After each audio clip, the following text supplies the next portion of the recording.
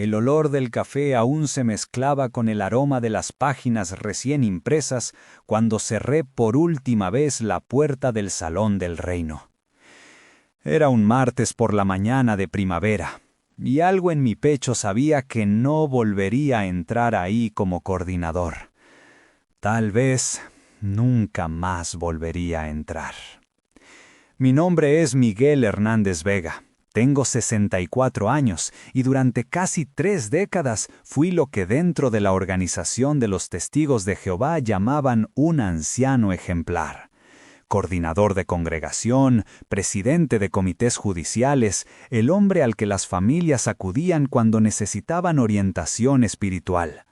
Si me hubieran visto esa mañana caminando por las calles de Sevilla con una carpeta llena de documentos bajo el brazo, jamás habrían imaginado que llevaba conmigo los secretos más oscuros de una organización que prometía ser la puerta al paraíso. Pero antes de contarles lo que contenía esa carpeta, debo llevarlos al principio, a esos años en los que yo creía sinceramente que servía a Dios cada vez que presidía una reunión secreta, cada vez que decidía el destino espiritual de alguien, cada vez que firmaba una carta de desasociación que separaría para siempre a una familia. La congregación Nuevo Amanecer de Sevilla quedaba en una esquina tranquila del barrio de Triana. Desde afuera parecía cualquier edificio modesto.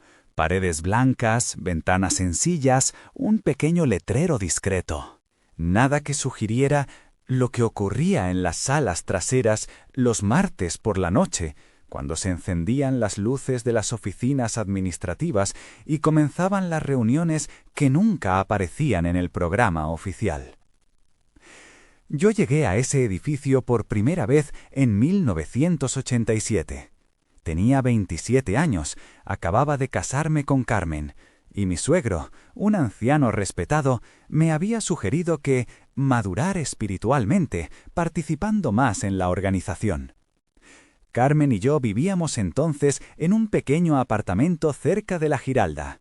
Ella trabajaba como enfermera en el Hospital Virgen del Rocío y yo había conseguido un empleo estable en una empresa de seguros. Pensábamos que la vida nos sonreía. «Miguel, tienes potencial para el servicio», me dijo el hermano Rodríguez una tarde después del estudio de la Atalaya. Era un hombre serio, de unos 50 años, con esos ojos que parecían evaluar constantemente tu nivel de espiritualidad. Los ancianos hemos estado observando tu progreso. Esas palabras me llenaron de orgullo. Observando mi progreso. Yo interpretaba eso como reconocimiento, como una señal de que Dios me estaba bendiciendo. Nunca pensé que observar fuera exactamente eso, una vigilancia constante, una evaluación sistemática, un fichaje detallado de cada palabra, cada gesto, cada reacción que podrían usar a mi favor o en mi contra. Los primeros años fueron dulces. Carmen estaba orgullosa de tener un marido espiritualmente maduro.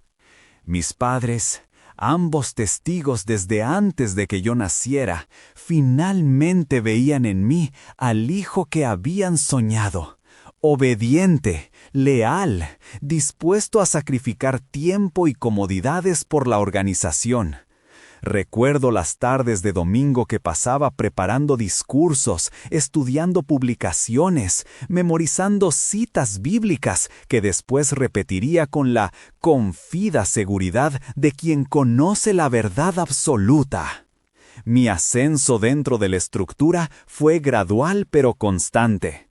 Primero fui nombrado siervo ministerial. Luego anciano auxiliar, hasta que en 1995, tenía 35 años, me designaron coordinador del cuerpo de ancianos. Era el trabajo que había estado esperando toda mi vida.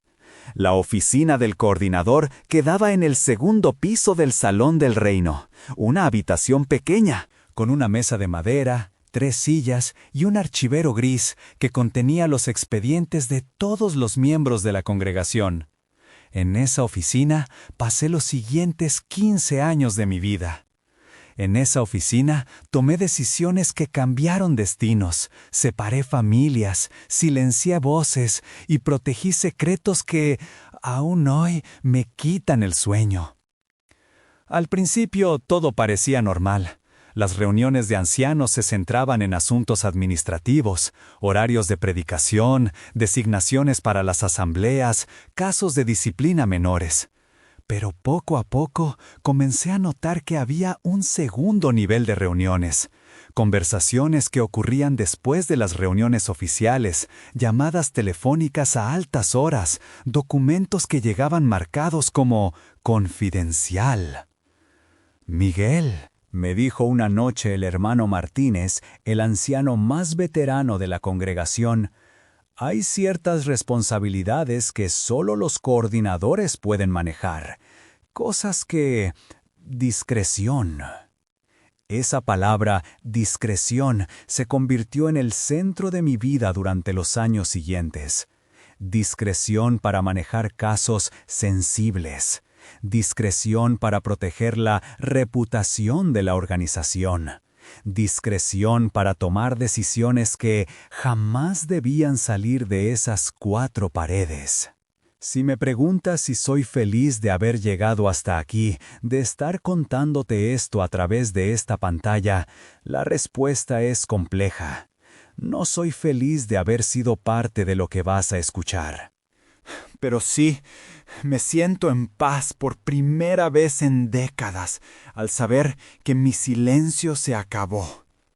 Y si tú que me escuchas has vivido algo parecido, si reconoces en mis palabras ecos de tu propia experiencia, quiero que sepas que no estás solo, que hay vida después del miedo, después del silencio, después de las amenazas veladas y los chantajes emocionales disfrazados de amor cristiano. Porque lo que voy a contarte no es solo mi historia. Es la historia de miles de personas que han pasado por esas salas traseras, por esas reuniones secretas, por esos comités que deciden destinos sin permitir defensas. Es la historia de un sistema que se alimenta del silencio y se fortalece con la obediencia ciega. Pero también es la historia de cómo una persona puede despertarse, puede elegir la verdad por encima de la comodidad, puede decidir que hay cosas más importantes que mantener una fachada de perfección espiritual. Mi despertar comenzó una noche de noviembre de 2010, cuando encontré en el archivero gris un documento que cambiaría para siempre mi percepción de la organización a la que había entregado mi vida. Para entender lo que pasó después, necesitas conocer a las personas que dieron forma a mi historia. Y también necesitas entender quién era yo antes de que todo comenzara a desmoronarse.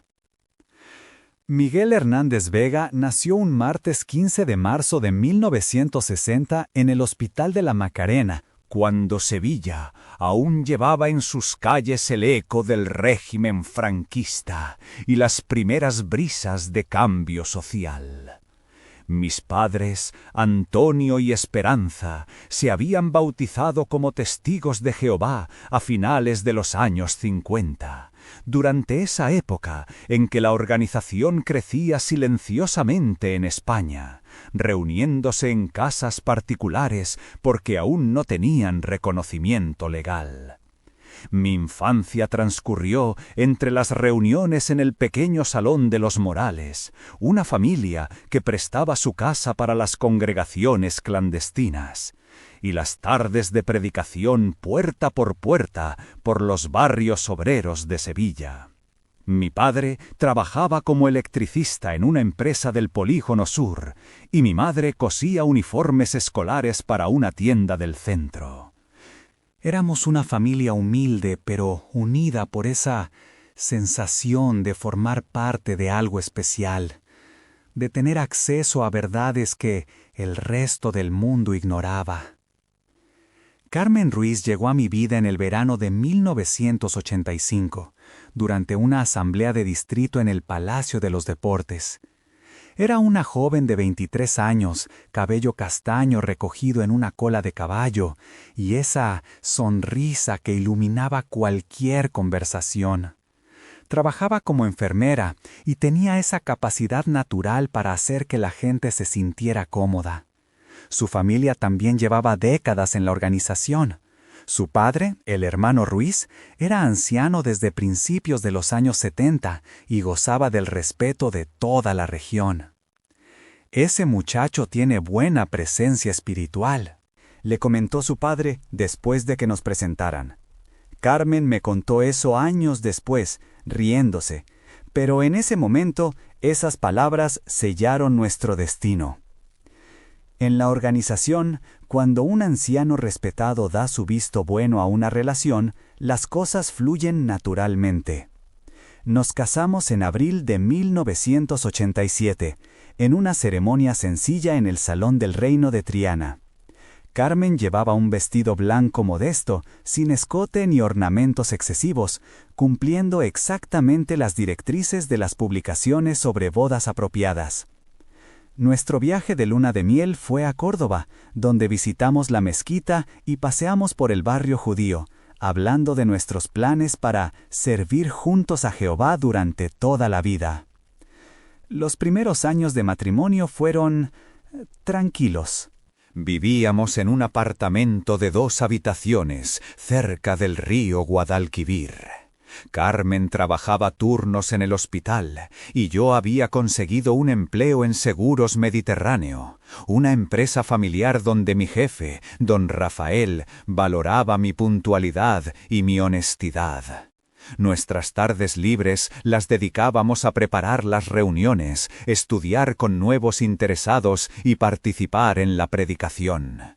Pero había una persona en mi vida que siempre mantuvo cierta distancia con nuestra fe, Lucía Mendoza, mi amiga de la infancia. Lucía vivía en la misma calle donde crecí, 3 casas más abajo. Éramos vecinos desde que teníamos 5 años, compañeros de juegos hasta la adolescencia, y esa amistad había sobrevivido a pesar de que ella nunca mostró interés en la verdad. Su familia era católica no practicante, y Lucía tenía esa personalidad independiente que siempre me fascinó y me inquietó a la vez. «Miguel, ¿tú realmente crees todo eso que te enseñan?», me preguntó una tarde de 1988, cuando nos encontramos casualmente en una cafetería del centro. Era una pregunta sencilla, pero me provocó una incomodidad extraña. Por supuesto que creía. ¿Por qué dudaría de algo que me habían enseñado desde la cuna, algo que había dado sentido y propósito a toda mi existencia? «Claro que creo, Lucía. ¿Por qué me preguntas eso?». Ella se encogió de hombros, revolviendo el azúcar en su café con un gesto pensativo. «No lo sé. A veces tengo la sensación de que tú piensas demasiado como para aceptar cosas sin cuestionarlas». Esas palabras se quedaron flotando en mi mente durante semanas. Lucía tenía una forma de plantar semillas de duda, sin parecer que lo hacía a propósito. Trabajaba como psicóloga en un centro de salud mental. Había estudiado en la Universidad de Sevilla y tenía esa manera de analizar comportamientos humanos que a veces me ponía nervioso. Dentro de la congregación, mi figura de referencia era el hermano Eduardo Martínez, un hombre de 67 años que llevaba en la organización desde finales de los años 40. Había sido nombrado anciano cuando aún se les llamaba ministros de congregación, y tenía esa autoridad silenciosa que solo dan décadas de experiencia y reconocimiento. Su cabello blanco, siempre perfectamente peinado, sus trajes impecables. Su forma de hablar pausada y medida, todo en él transmitía la imagen del líder espiritual ideal. El hermano Martínez fue quien me tomó bajo su protección cuando comencé a destacar como siervo ministerial. Me enseñó los protocolos, los procedimientos, la forma correcta de manejar situaciones delicadas. Pero también me enseñó algo más sutil: la importancia de mantener la armonía congregacional por encima de todo lo demás. Miguel, me dijo durante una de nuestras conversaciones privadas en su oficina, un buen anciano no es el que encuentra problemas, sino el que los resuelve sin que nadie se entere de que existían. Esa filosofía se convirtió en mi guía durante los primeros años como anciano. Cuando surgían conflictos entre hermanos, yo buscaba soluciones discretas. Cuando alguien reportaba conducta inapropiada, yo evaluaba si era necesario formar un comité judicial o si podía resolverse con consejos amorosos. Cuando llegaban directrices controvertidas desde las oficinas centrales, yo las implementaba sin hacer preguntas. El hermano Rodríguez, el hombre que me había reclutado para mayores responsabilidades, representaba una generación diferente dentro de la organización. Tenía alrededor de 50 años, había sido nombrado anciano durante los años 80 y pertenecía a esa camada de líderes que habían vivido la transición desde las reuniones clandestinas hasta el reconocimiento legal pleno. Era meticuloso, organizativo y tenía una memoria impresionante para recordar detalles sobre cada miembro de la congregación. Fue el hermano Rodríguez quien me introdujo a las reuniones especiales que se celebraban una vez al mes en la oficina trasera del Salón del Reino. Estas reuniones no aparecían en ningún calendario oficial y solo participábamos los miembros del cuerpo de ancianos que habíamos firmado documentos de confidencialidad específicos. Lo que se habla aquí se queda aquí, era la frase con la que comenzaba cada reunión especial. En esas reuniones conocí al hermano Fernando Jiménez, un anciano enviado desde las oficinas de Madrid que actuaba como enlace regional. Era un hombre delgado, de unos 45 años, que siempre llevaba un maletín de cuero negro y hablaba con la precisión de alguien que había memorizado cada párrafo del manual organizativo.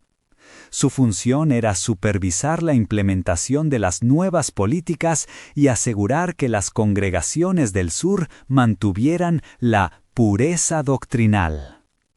También estaba el hermano Carlos Vega, sin parentesco conmigo a pesar del apellido, un anciano especializado en casos disciplinarios que había desarrollado una seria reputación casi legendaria por su capacidad para manejar situaciones complicadas. Era él quien presidía los comités judiciales más delicados, los que involucraban alegaciones de abuso, apostasía o problemas que podían generar publicidad negativa para la organización. La reputación de Jehová está en nuestras manos, solía decir el hermano Vega. Cada decisión que tomamos refleja la perfección de su organización. Durante aquellos años yo admiraba profundamente a estos hombres. Veía en ellos la sabiduría, la experiencia y la autoridad espiritual que esperaba desarrollar algún día. Cuando me designaron coordinador en 1995, sentí que finalmente había alcanzado la madurez que me permitiría servir al mismo nivel que mis mentores. Pero había algo que empezó a inquietarme gradualmente.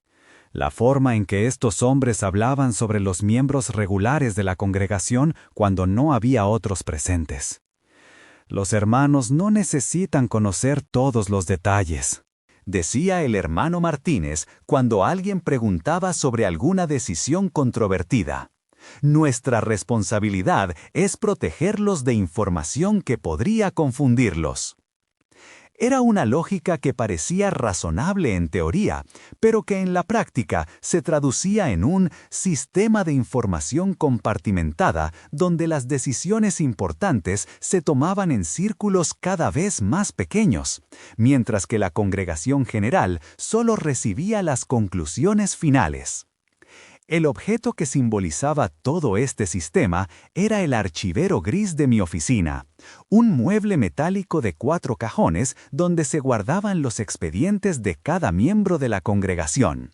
Cada expediente contenía el historial completo de la persona, fecha de bautismo, informes de predicación, anotaciones sobre problemas disciplinarios, evaluaciones de espiritualidad, y algo que entonces me parecía normal pero que ahora me resulta escalofriante, observaciones detalladas sobre actitudes, comentarios y asociaciones que podrían ser preocupantes. Carmen nunca preguntó sobre el contenido de esos expedientes, aunque a veces la vi mirando el archivero con curiosidad cuando venía a la oficina.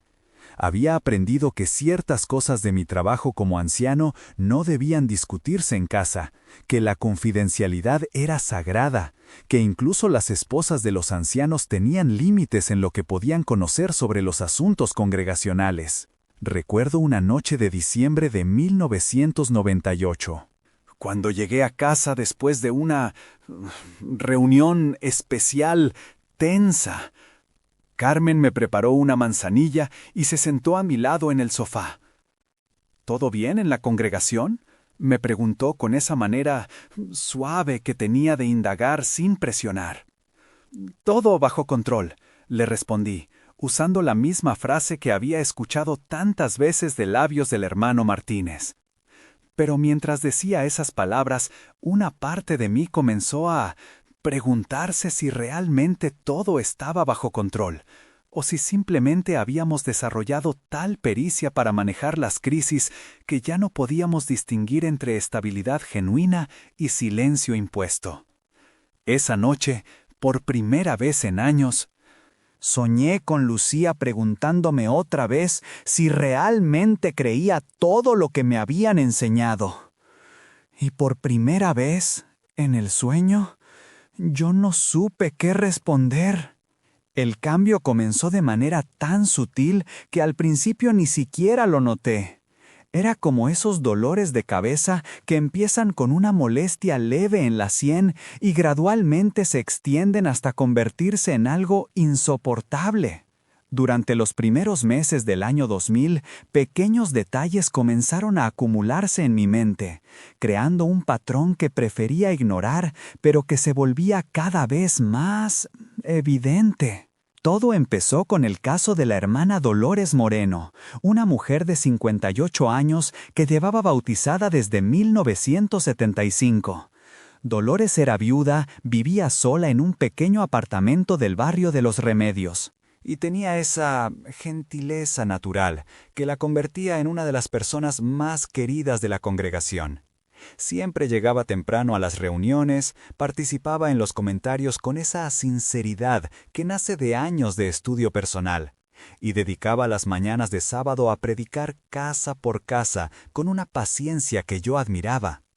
El problema surgió durante una reunión del estudio del libro, cuando Dolores levantó la mano para hacer una pregunta sobre una doctrina que había cambiado recientemente. No era una pregunta rebelde ni desafiante, era el tipo de duda honesta que surge cuando alguien estudia profundamente y encuentra inconsistencias entre las enseñanzas actuales y las publicaciones anteriores. «Hermano Miguel», me preguntó después de la reunión, ¿usted podría ayudarme a entender por qué la organización cambió su posición sobre este tema? Yo tengo las revistas de los años 80 y dice algo diferente. Era una pregunta legítima que merecía una respuesta honesta. Pero cuando la planteé en la siguiente reunión de ancianos, la reacción del hermano Martínez me dejó desconcertado. «Miguel, esa hermana está desarrollando una mentalidad peligrosa. No es bueno que los publicadores comparen las publicaciones antiguas con las nuevas. Eso genera confusión y puede llevar a cuestionamientos innecesarios». «Pero, hermano Martínez», repliqué, «es una pregunta sincera. Ella solo quiere entender». «El punto no es si la pregunta es sincera», interrumpió el hermano Jiménez. «El punto es si permite ese tipo de preguntas. Una oveja que comienza a cuestionar puede influir en otras ovejas, y entonces tenemos un problema más grande». Esa conversación me produjo una incomodidad que no supe definir en el momento. Había algo profundamente perturbador en la idea de que hacer preguntas honestas pudiera ser considerado peligroso. Pero decidí confiar en la experiencia de mis hermanos mayores y seguí adelante con las recomendaciones que me dieron. Le dije a Dolores que era mejor esperar en Jehová para recibir mayor claridad sobre temas doctrinales complejos y que por el momento debía centrarse en las actividades prácticas del servicio cristiano. Ella aceptó mi consejo con la humildad que siempre la caracterizó. Pero algo en sus ojos me indicó que las preguntas seguían ahí. Simplemente habían sido silenciadas. 3 semanas después, el hermano Rodríguez me entregó un misterioso sobre sellado con el nombre de Dolores Moreno escrito en el exterior. Miguel, necesitamos que abras un expediente especial para esta hermana. Ha habido reportes de comentarios inapropiados. Abrí el sobre esa noche en mi oficina, después de asegurarme de que Carmen se había dormido. Contenía 3 informes diferentes, firmados por miembros de la congregación que habían observado comportamientos preocupantes en Dolores. Según los reportes, había estado sembrando dudas durante las reuniones de predicación, cuestionando las publicaciones recientes, en conversaciones privadas, y mostrando una actitud de independencia espiritual que podía ser contagiosa. Lo que más me impactó no fue el contenido de los reportes, sino su nivel de detalle. Alguien había estado observando sistemáticamente a Dolores, registrando sus comentarios, anotando con quién hablaba y durante cuánto tiempo, documentando incluso las expresiones de su rostro durante las reuniones. Era como leer el dossier de una investigación policial. Al final del sobre había una nota manuscrita del hermano Martínez. Miguel, esta situación requiere intervención inmediata. Recomiendo formar un comité judicial preventivo. Es mejor actuar antes de que el problema se extienda. Esa noche no pude dormir. Me quedé en la cocina hasta las 3 de la madrugada, bebiendo café y releyendo los informes. Dolores Moreno, la mujer que conocía desde hacía 15 años, la hermana que había consolado a Carmen cuando perdió a su madre, la persona que llevaba flores frescas al Salón del Reino cada domingo, había sido convertida en un expediente de seguridad por el angre, simple delito de hacer preguntas. La reunión judicial se programó para un martes por la noche. Yo presidiría el comité, junto con el hermano Vega y el hermano Rodríguez. Dolores llegó puntualmente a las 8, llevando una pequeña bolsa con sus publicaciones y una libreta donde había anotado las dudas que quería aclarar. Hermana Moreno, comencé siguiendo el protocolo establecido.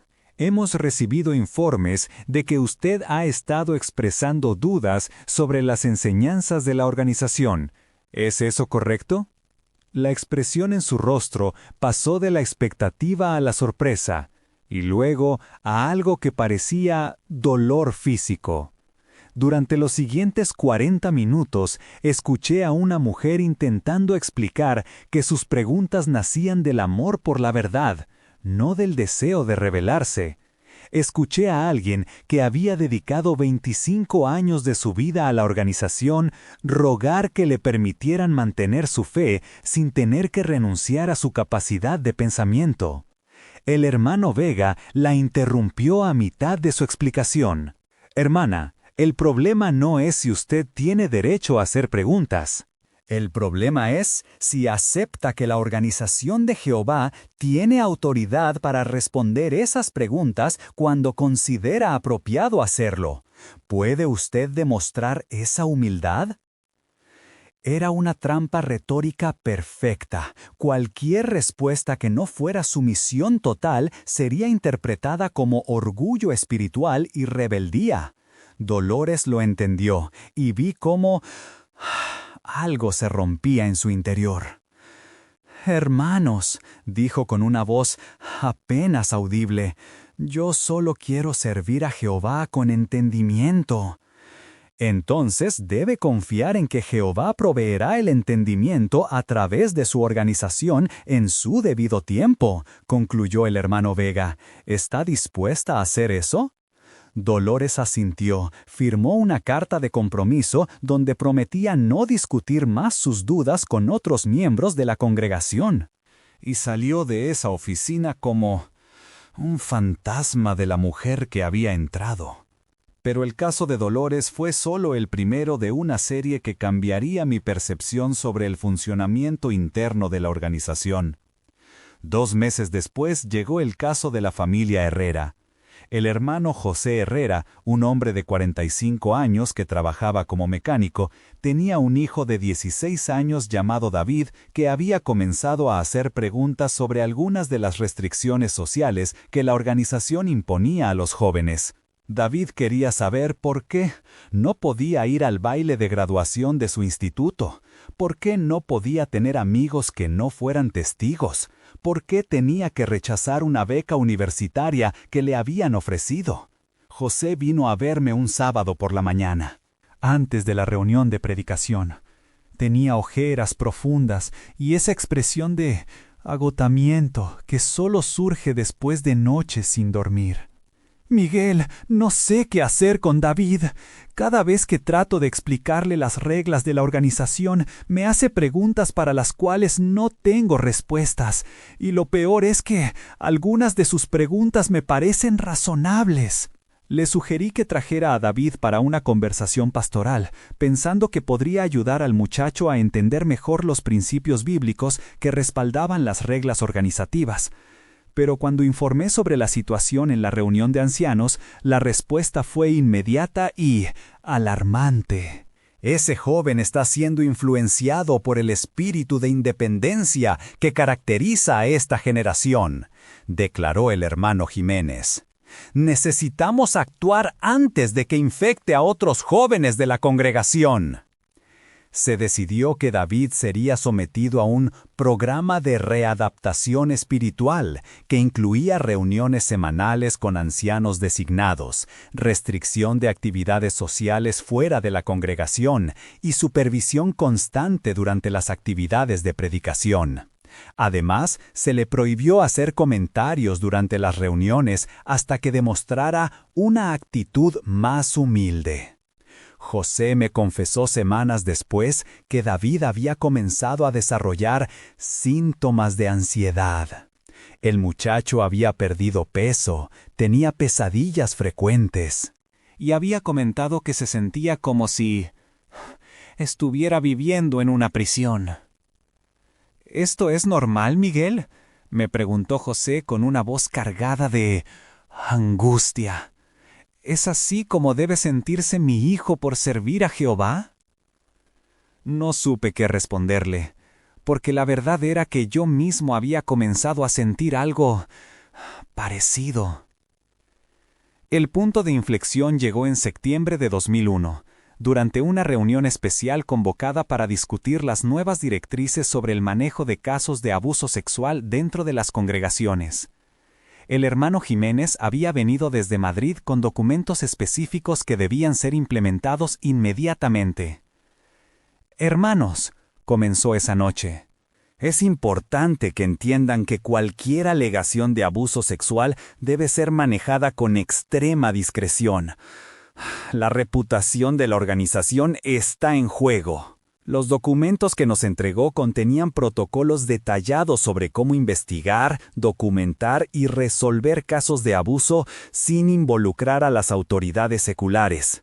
Todo el proceso debía mantenerse dentro del ámbito religioso, utilizando comités judiciales internos y aplicando los principios bíblicos sobre el testimonio y la confesión. Recuerden, enfatizó el hermano Vega, nosotros somos pastores espirituales, no investigadores criminales.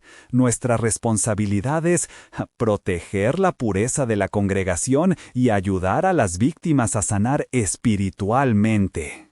Pero algo en esos protocolos me generó una desagradable alarma visceral.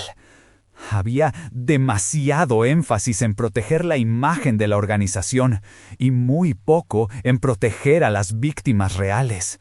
Había procedimientos elaborados para evaluar la credibilidad de las denuncias, pero ninguna mención sobre la obligación moral de informar a las autoridades cuando estaba involucrado el bienestar de menores. ¿Y si una víctima quiere denunciar el caso a la policía?, pregunté durante la reunión. El silencio que siguió a mi pregunta fue ensordecedor. El hermano Jiménez intercambió una mirada con el hermano Martínez antes de responder. Miguel, esa es una decisión personal que cada víctima debe tomar. Pero nuestro deber es ayudarla a entender que la justicia de Jehová es perfecta y que buscar venganza a través de los sistemas seculares puede interferir con el proceso de sanación espiritual. Era una respuesta que sonaba espiritual en la superficie, pero que en la práctica funcionaba como una poderosa disuasión. ¿Quién querría ser visto como alguien que busca venganza en lugar de sanación espiritual? ¿Quién querría ser responsable de interferir con la justicia divina? Esa noche, después de la reunión, me quedé en mi oficina revisando los protocolos una y otra vez. Había algo fundamentalmente perturbador en un sistema que se autoproclamaba la única organización verdadera de Dios en la tierra, pero que desarrollaba procedimientos tan elaborados para manejar sus propios escándalos sin supervisión externa. Fue entonces cuando, confidente, decidí hacer algo que nunca había hecho antes: buscar en el archivero gris casos anteriores que pudieran haber sido manejados bajo protocolos similares. Lo que encontré fiera me quitó el sueño durante semanas. Había expedientes de al menos 6 casos de abuso sexual que habían sido resueltos internamente durante los últimos 10 años. En cada caso, el proceso había seguido un patrón similar. La víctima era aconsejada a perdonar y olvidar.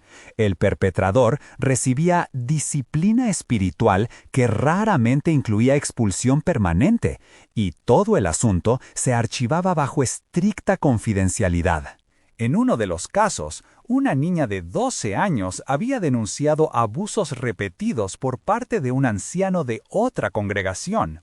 El comité judicial había determinado que no había suficientes testigos para establecer culpabilidad bíblica, y el anciano había sido discretamente trasladado a una congregación en otra ciudad.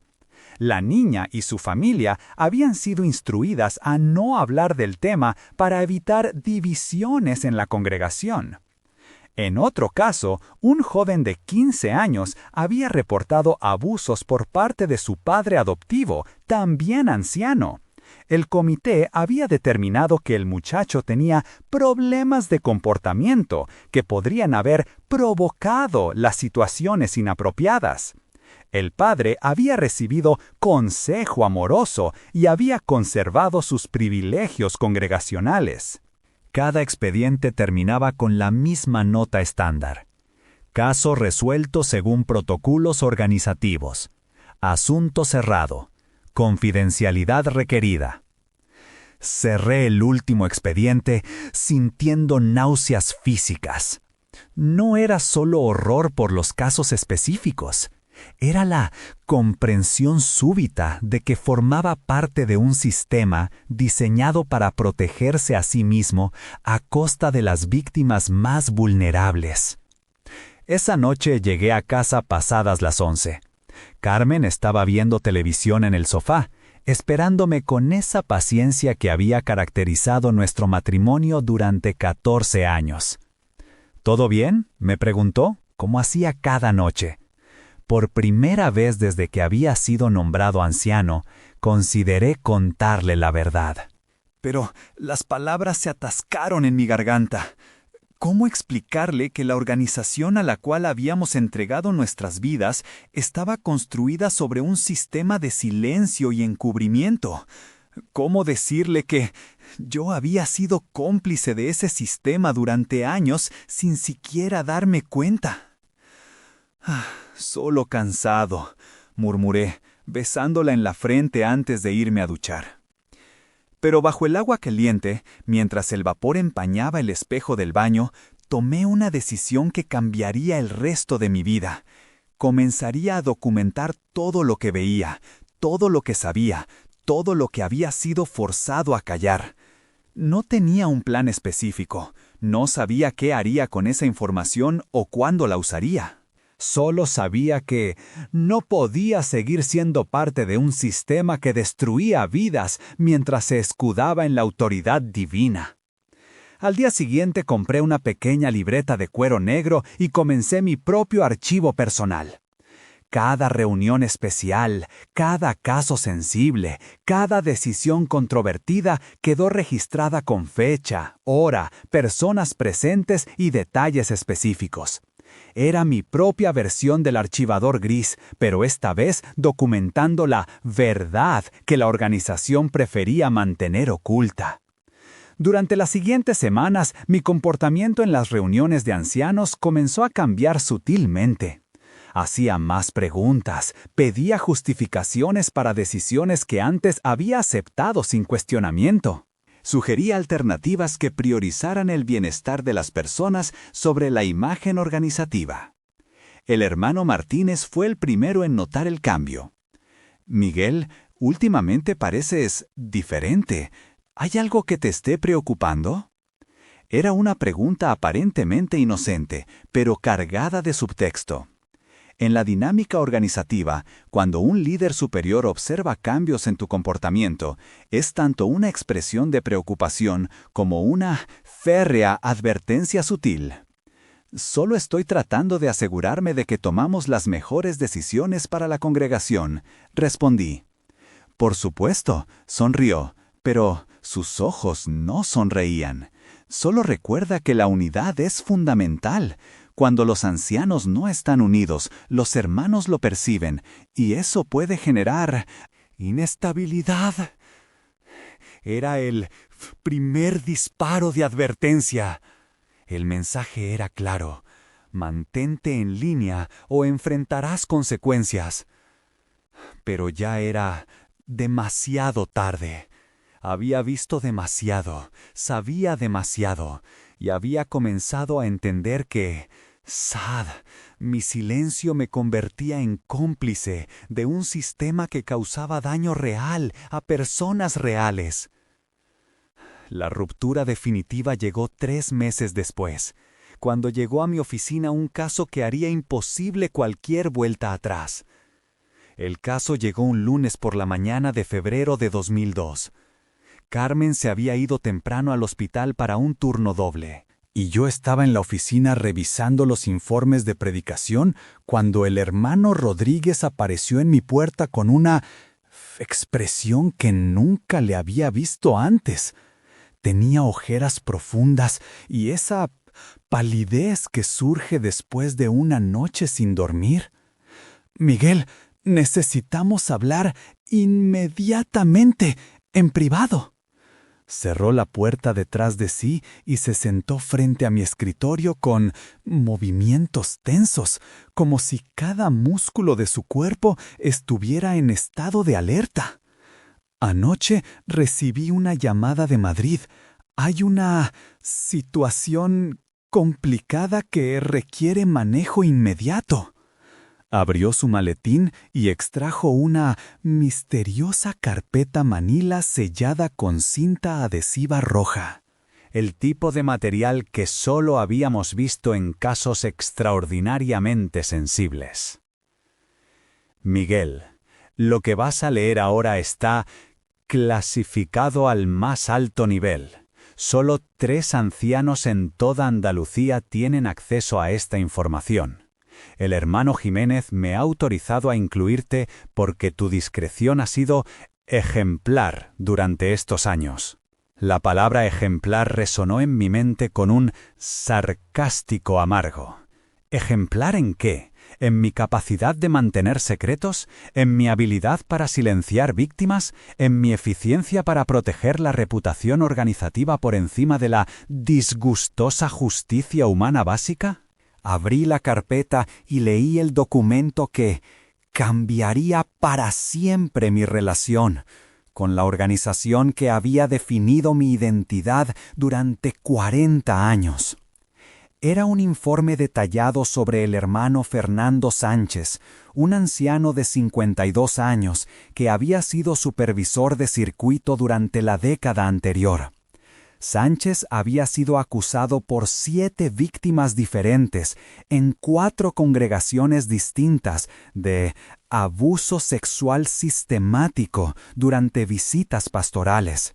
Las víctimas incluían 3 menores de edad y 4 mujeres adultas que habían buscado consejería espiritual durante crisis matrimoniales. El informe contenía testimonios desgarradores. Una niña de 13 años describía cómo Sánchez había usado su autoridad espiritual para convencerla de que ciertos contactos físicos eran parte del proceso de sanación que Jehová requería para superar traumas familiares.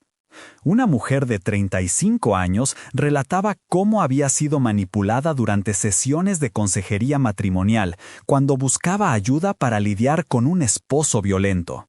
Pero lo que más me impactó no fueron los testimonios de las víctimas, fue la cronología que acompañaba el informe. Las primeras denuncias contra Sánchez habían llegado a las oficinas centrales en 1995, 7 años atrás. Durante todo ese tiempo había sido discretamente trasladado de una congregación a otra cada vez que surgían problemas. Cada traslado venía acompañado de instrucciones específicas para los cuerpos de ancianos locales. No hacer preguntas sobre su historial. No discutir rumores que pudieran surgir. Mantener absoluta confidencialidad sobre cualquier información sensible. El hermano Sánchez había sido protegido, reubicado y autorizado a continuar su trabajo pastoral durante 7 años, mientras seguía abusando de personas vulnerables que confiaban en su autoridad espiritual. ¿Por qué me están mostrando esto ahora?, le pregunté al hermano Rodríguez, sintiendo que mi voz salía más ronca de lo normal. Porque Sánchez va a ser asignado a nuestra congregación el próximo mes. Viene como anciano visitante para supervisar nuestra próxima visita del superintendente de circuito.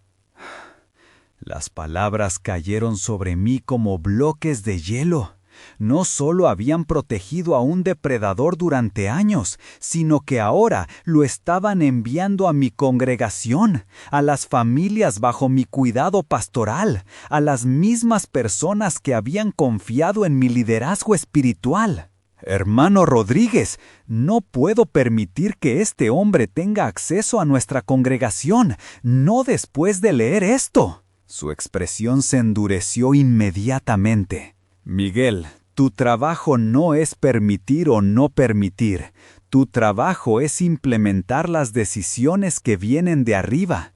El hermano Sánchez ha pasado por el proceso disciplinario apropiado, ha mostrado arrepentimiento, ha sido restaurado a sus privilegios.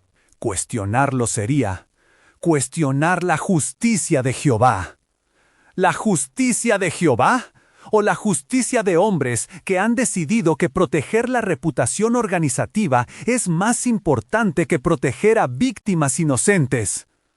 El silencio que siguió a mis palabras fue tan denso que podía sentirlo físicamente.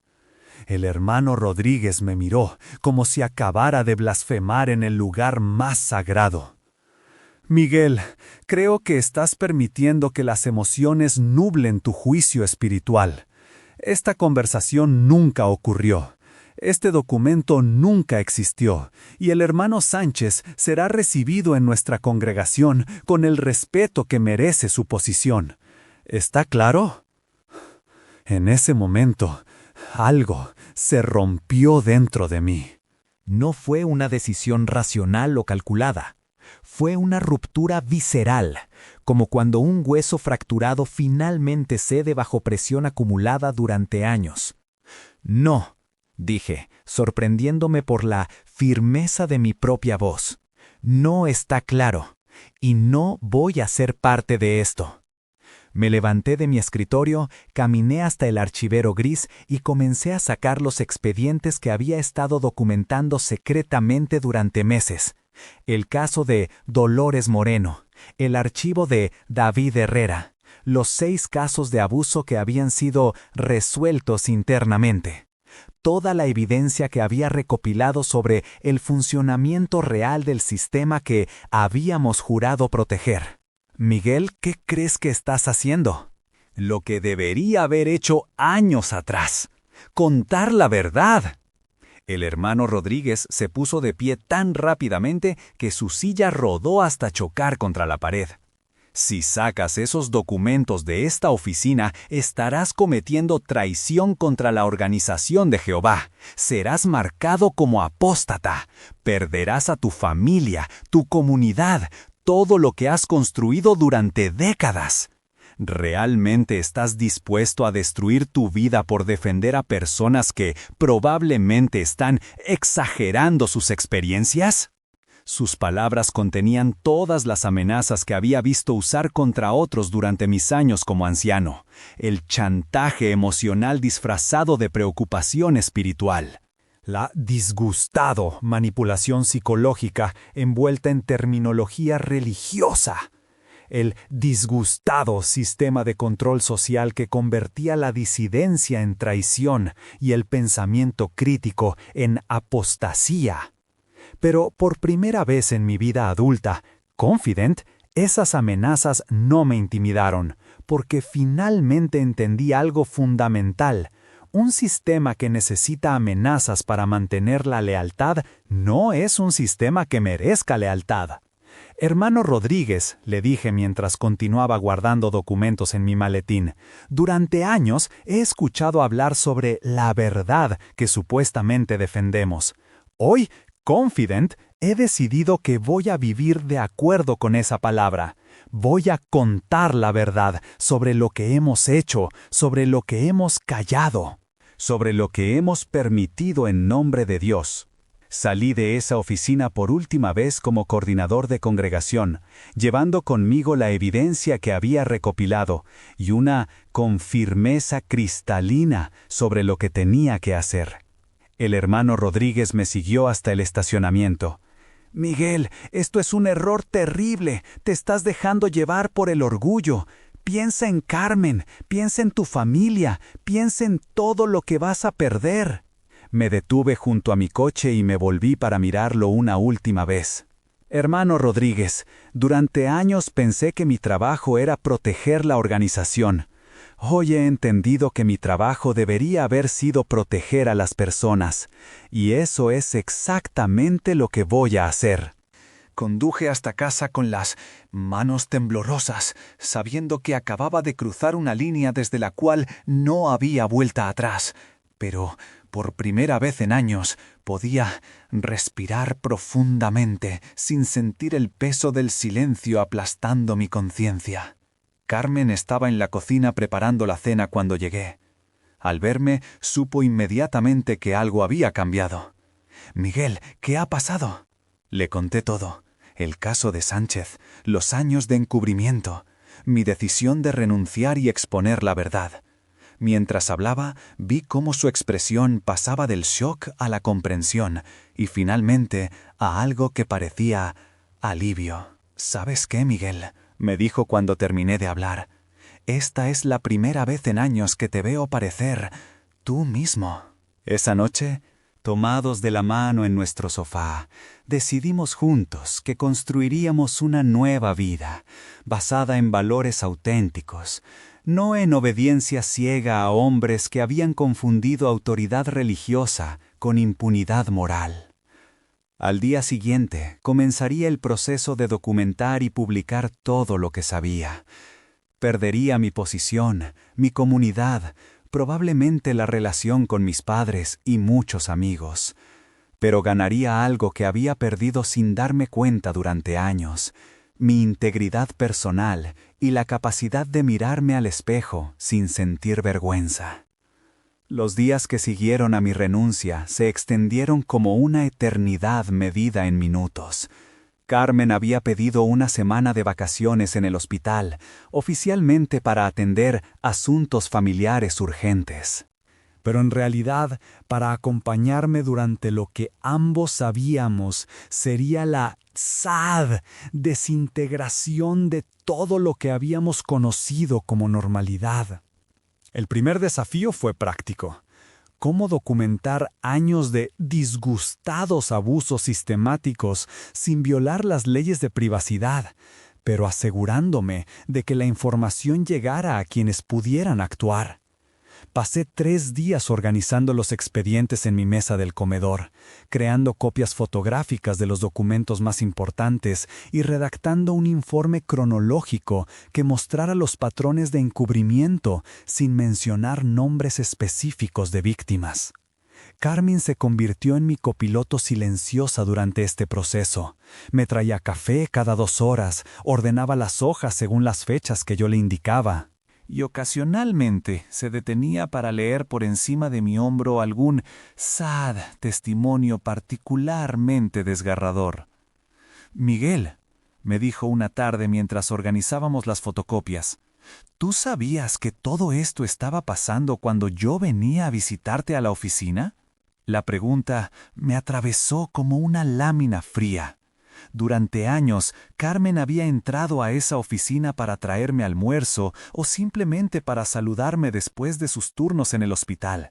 Había visto el archivero gris, había notado las reuniones nocturnas, había observado mi creciente tensión. Y yo había mantenido todo escondido, protegido por esa palabra mágica: confidencialidad. «No todo», respondí honestamente. Al principio, realmente creía que estábamos ayudando a las personas. Solo gradualmente comencé a entender lo que realmente estaba ocurriendo. Ella asintió, pero algo en su expresión me indicó que había más que quería decir. «Carmen, ¿qué estás pensando?»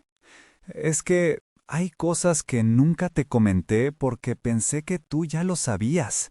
Conversaciones que escuché en el hospital con compañeras que habían dejado la organización. Historias sobre familias separadas, jóvenes que desarrollaron depresión después de ser desasociados, personas que intentaron hacerse daño después de ser rechazadas por sus comunidades. Sus palabras me golpearon con una fuerza inesperada. Carmen había estado observando los efectos del sistema desde afuera, desde el mundo real, mientras yo los había estado creando desde adentro. Protegido por la sad burbuja de autoridad espiritual que me impedía ver las consecuencias humanas de mis decisiones. ¿Por qué nunca me dijiste nada? Porque pensé que si tú estabas involucrado en esas decisiones, debía ser porque había razones que yo no entendía. Confié en ti, confié en que tú sabías lo que estabas haciendo. Esa confianza, expresada con tal simplicidad, me rompió el corazón. Carmen había sido cómplice involuntaria de mi ceguera, protegiendo mi autoridad moral incluso cuando sus instintos profesionales como enfermera le decían que algo estaba terriblemente mal. El miércoles de esa primera semana sonó el teléfono a las 7 de la mañana. Era mi madre. «Miguel, ¿es verdad lo que me han dicho? ¿Que has renunciado a ser anciano?» Su voz tenía esa mezcla de confusión y pánico que había escuchado en otras familias cuando uno de sus miembros comenzaba a apartarse de la verdad. Sabía que alguien de la congregación ya había comenzado la cadena de comunicación que eventualmente llegaría a todos los que me conocían. «Mamá, sí, es verdad, pero es más complicado de lo que probablemente te han contado». «Miguel, hijo, ¿qué ha pasado? Tú eras tan ejemplar, tan dedicado. ¿Alguien te ha estado influenciando?» Era la pregunta estándar. En el mundo de los testigos de Jehová, las personas no abandonan la organización por razones válidas. Siempre son influenciadas por fuerzas externas malignas. La posibilidad de que alguien pueda tener objeciones legítimas, morales o éticas al funcionamiento organizativo simplemente no existe en ese marco mental. Mamá, he visto cosas que no puedo ignorar, cosas que contradicen todo lo que me enseñaron sobre la justicia y la compasión. El silencio que siguió duró tanto que pensé que se había cortado la llamada. Miguel, dijo finalmente con una voz que sonaba extrañamente distante. Creo que necesitas hablar con los ancianos de tu congregación. Necesitas ayuda espiritual. Los ancianos de mi congregación son exactamente el problema, mamá. Otra pausa larga. Hijo, voy a orar mucho por ti. Espero que Jehová te ayude a regresar al camino correcto. Cuando colgó, supe que acababa de perder a mi madre. No inmediatamente, pero inevitablemente. Las reglas sobre asociación con apóstatas eran claras, y mi madre había sido testigo durante más de 40 años. Eventualmente, tendría que elegir entre su hijo y su organización, y yo ya sabía cuál sería su elección. El jueves llegó una carta oficial del cuerpo de ancianos, entregada en mano por el hermano Vega. Carmen la recibió en la puerta porque yo estaba en el centro de Sevilla, en la oficina de un abogado especializado en casos de abuso religioso que había encontrado a través de contactos de Lucía. «Miguel», me dijo Carmen cuando llegué a casa, «tienes que leer esto». La carta era breve y formal. Me informaba que había sido programado un comité judicial para el domingo siguiente, a las 8 de la noche, para tratar alegaciones de conducta desarreglada y apostasía.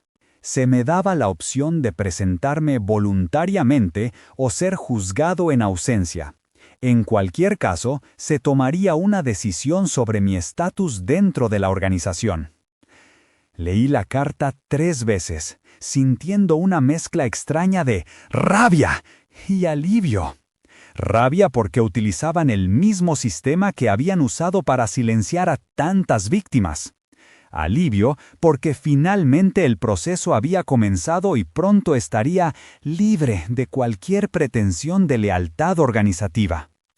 ¿Vas a ir?, me preguntó Carmen. No. Ya no tengo nada que decirles a ellos, pero ellos tienen mucho que responder al mundo exterior. El viernes completé mi informe y lo envié simultáneamente a 3 destinos: una organización de derechos humanos especializada en abuso religioso, un periodista de investigación de El País que había cubierto casos similares y la oficina del fiscal provincial que manejaba delitos sexuales. También preparé una versión resumida que publiqué en un blog que había creado específicamente para compartir testimonios de ex-testigos. Cada envío representaba un puente quemado definitivamente. No había vuelta atrás posible. El sábado por la noche, Carmen y yo salimos a caminar por el centro de Sevilla. Era una noche tibia de febrero, con esa brisa suave que anuncia la proximidad de la primavera. Caminamos sin rumbo específico, pasando por las calles donde habíamos paseado durante nuestro noviazgo, antes de que nuestras vidas se estructuraran completamente alrededor de horarios de reuniones y actividades congregacionales. ¿Sabes qué es lo más extraño?, me dijo Carmen mientras nos sentábamos en un banco de la Plaza de Armas. Me siento como si estuviera conociendo a mi esposo por primera vez en años. Tenía razón. Durante décadas, yo había sido primero un testigo de Jehová y después Miguel. Mi identidad personal había estado completamente subsumida en mi rol organizativo. Ahora, sin ese marco de referencia, estaba happy, redescubriendo partes de mí mismo que había olvidado que existían. ¿Te arrepientes?, le pregunté. ¿De casarme contigo? Nunca. ¿De los años que perdimos viviendo según las reglas de otros? Cada día. Esa noche hicimos el amor por primera vez en meses. Sin la culpa que siempre acompañaba nuestra intimidad cuando no cumplíamos exactamente con las directrices organizativas sobre la sexualidad matrimonial. Era como si nos hubiéramos quitado capas de ropa que no sabíamos que llevábamos puestas.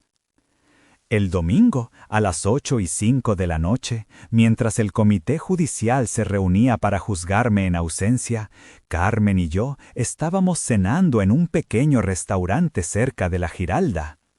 Pedimos una botella de vino, algo que nunca habíamos hecho juntos en público, y brindamos por nuestra nueva vida. El lunes por la mañana llegó la carta que confirmaba mi desasociación. Era un párrafo escueto que informaba que Miguel Hernández Vega ya no era considerado uno de los testigos de Jehová, y que todos los miembros de la organización debían limitar su asociación conmigo a asuntos familiares necesarios.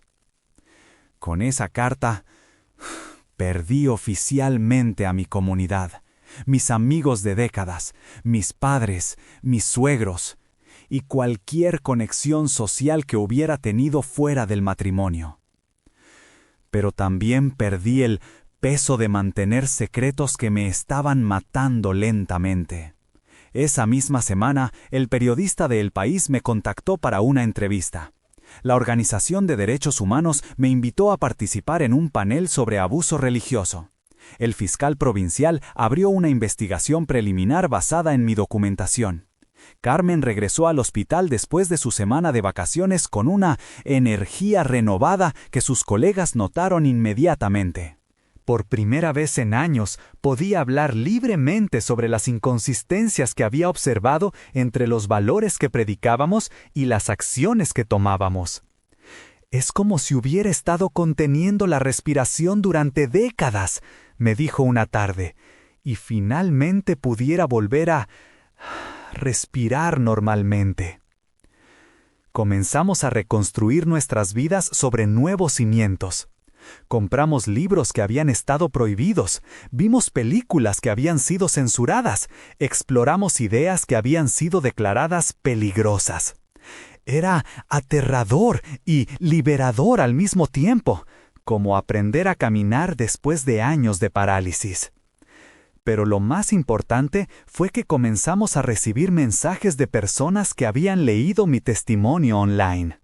Cartas de ex testigos que habían pasado por experiencias similares, emails de familias que habían sido destruidas por el sistema de desasociación, llamadas de jóvenes que habían sido expulsados por hacer preguntas. Cada mensaje me recordaba que mi decisión había sido correcta, que el costo personal valía la pena si podía ayudar aunque fuera a una sola persona a evitar el dolor que yo había causado o experimentado. «Miguel», me dijo Lucía cuando finalmente la llamé para contarle lo que había pasado. «Sabía que algún día llegarías a este punto. Solo me sorprende que te tomara tanto tiempo». Tenía razón, las señales habían estado ahí durante años, solo había necesitado la crisis correcta para finalmente verlas con claridad. Han pasado 22 años desde que salí por última vez del Salón del Reino como coordinador de congregación. Mientras escribo estas líneas, en mi oficina en casa, el mismo apartamento donde Carmen y yo comenzamos nuestra nueva vida en 2002, puedo ver por la ventana el mismo cielo sevillano que contemplaba durante aquellas noches de insomnio cuando luchaba con mi conciencia. Tengo 64 años ahora.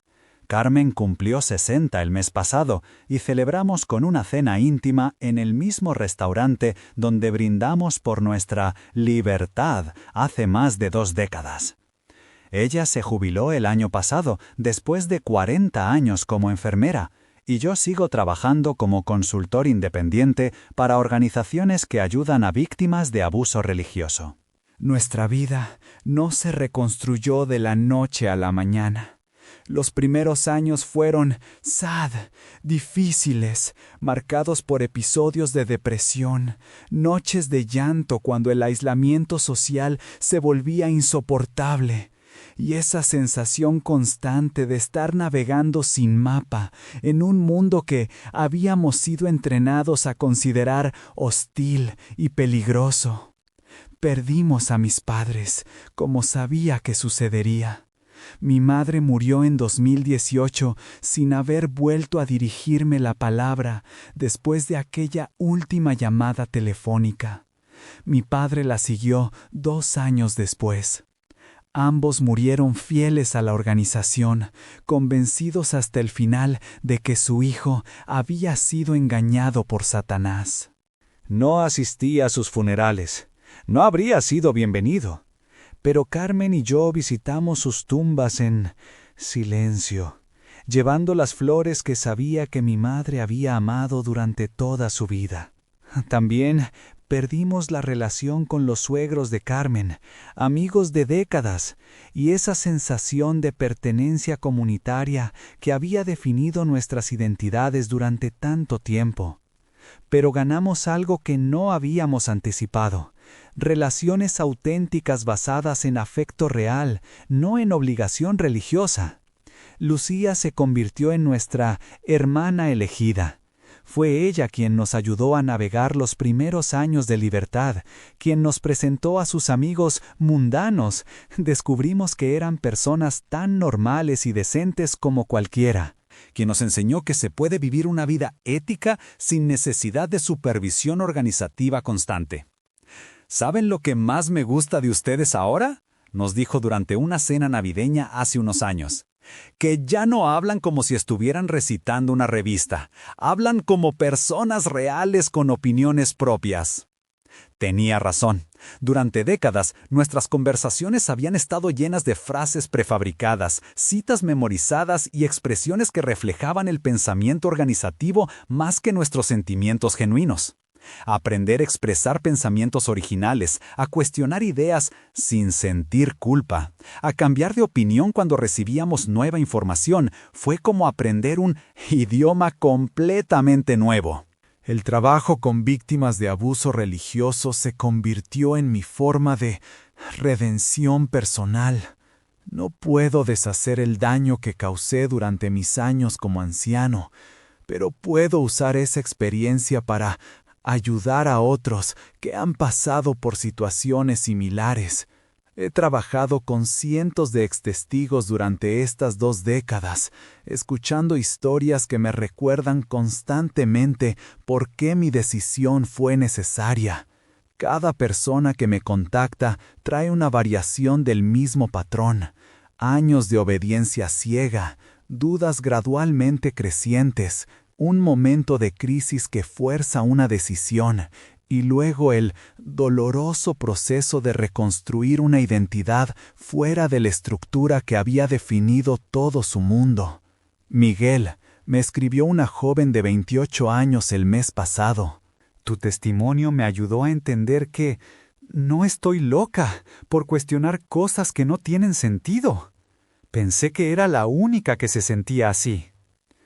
Esos mensajes son los que me mantienen haciendo este trabajo. Saber que mi historia puede ayudar a alguien a tomar decisiones más informadas, a buscar ayuda profesional cuando la necesitan, a entender que hay vida después de la desasociación.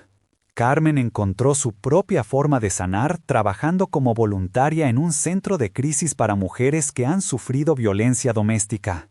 Su experiencia como enfermera, combinada con su comprensión personal de sistemas de control psicológico, la convirtió en una consejera extraordinariamente efectiva. Es curioso, me comentó hace poco. Las mujeres que atendemos han sido controladas por hombres individuales. Nosotros fuimos controlados por una organización entera.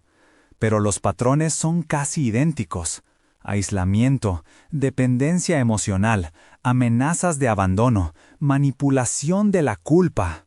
Su observación me hizo reflexionar sobre algo que había entendido gradualmente a lo largo de los años. Mi experiencia como testigo de Jehová no había sido únicamente religiosa. había sido fundamentalmente sobre poder, control y la manipulación sistemática de personas vulnerables que buscaban sinceramente significado y comunidad. El caso del hermano Sánchez, que precipitó mi ruptura final con la organización, eventualmente llegó a los tribunales. Mi documentación fue parte de la evidencia que llevó a su condena en 2005. Fue una victoria parcial. Otras víctimas finalmente recibieron justicia, pero llegó demasiado tarde para muchas personas que habían sufrido durante años de protección organizativa. Sánchez murió en prisión en 2012. Cuando leí la noticia, no sentí satisfacción ni tristeza, solo una profunda fatiga por todos los años que se perdieron, todas las víctimas que se crearon, todos los encubrimientos que se mantuvieron en nombre de proteger la reputación de Jehová. Hoy, a los 64 años, finalmente entiendo algo que me tomó décadas aprender.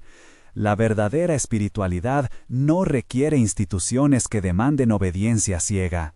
La auténtica conexión con lo divino, si existe, surge de la confidencia personal, la compasión genuina por otros y la valentía de defender lo correcto, incluso cuando es costoso hacerlo. Carmen y yo, Sad, nunca tuvimos hijos. Durante nuestros años como testigos, posponíamos constantemente la paternidad hasta después del Armagedón. Cuando finalmente nos liberamos de esas expectativas, ya era demasiado tarde biológicamente. Es una de las pocas cosas de las que, Sad, me arrepiento genuinamente. Haber permitido que las predicciones apocalípticas de una organización, Sad, robara nuestra oportunidad de formar una familia. Pero hemos encontrado formas alternativas de legado. Los jóvenes ex-testigos que hemos ayudado a través de los años se han convertido en nuestra familia elegida. Algunos nos llaman por nuestros cumpleaños, celebraciones que aprendimos a disfrutar después de décadas de prohibición. Otros nos envían fotos de sus graduaciones universitarias, sus bodas, sus propios hijos. Ustedes me enseñaron que se puede ser una buena persona sin pertenecer a una organización religiosa, me escribió uno de ellos recientemente. Eso cambió mi vida completamente. Esta mañana, mientras preparaba estas notas finales, encontré en mi escritorio una fotografía que Carmen había guardado durante todos estos años. Los dos el día de nuestra boda en 1987, sonriendo frente al Salón del Reino de Triana. Vestidos según todas las reglas organizativas, la imagen perfecta de la pareja testigo ideal. Miro esa fotografía y veo dos personas que creían sinceramente que estaban sirviendo a Dios, que pensaban que habían encontrado la verdad absoluta, que confiaban completamente en hombres que confundían autoridad religiosa con sabiduría divina. Veo también el comienzo de una historia que tardaría 15 años en desarrollarse completamente, pero que finalmente nos llevaría a la libertad auténtica. Si pudiera viajar en el tiempo y hablar con ese Miguel de 27 años, le diría que confíe más en su conciencia y menos en las voces autoritarias, que haga más preguntas y acepte menos respuestas prefabricadas, que recuerde que cualquier organización que prohíbe el pensamiento crítico probablemente tiene algo que esconder. Pero también le diría que no se desespere, que el camino hacia la verdad personal vale cualquier costo, y que del otro lado del miedo hay una vida más auténtica y satisfactoria de la que jamás imaginó posible. Carmen y yo seguimos juntos, más enamorados ahora que durante cualquier momento de nuestros años organizativos. Hemos aprendido que el amor real no necesita supervisión religiosa, que la felicidad auténtica no requiere aprobación institucional, y que las decisiones morales más importantes son las que tomamos cuando nadie está mirando excepto nuestra propia conciencia. Esta es mi historia. No la cuento para atacar a las personas que permanecen en la organización. Muchas de ellas son buenas personas que buscan sinceramente servir a Dios, sino para ofrecer esperanza a quienes, como yo, han comenzado a hacer preguntas incómodas. Hay vida después del silencio, hay libertad después del control, hay amor después del miedo. Solo se necesita la valentía de dar el primer paso.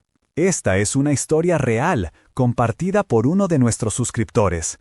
Muchas gracias por confiar en nosotros. Si tú también tienes una historia que te gustaría compartir, escribe en los comentarios. Estaremos muy felices de contar tu historia en nuestro canal.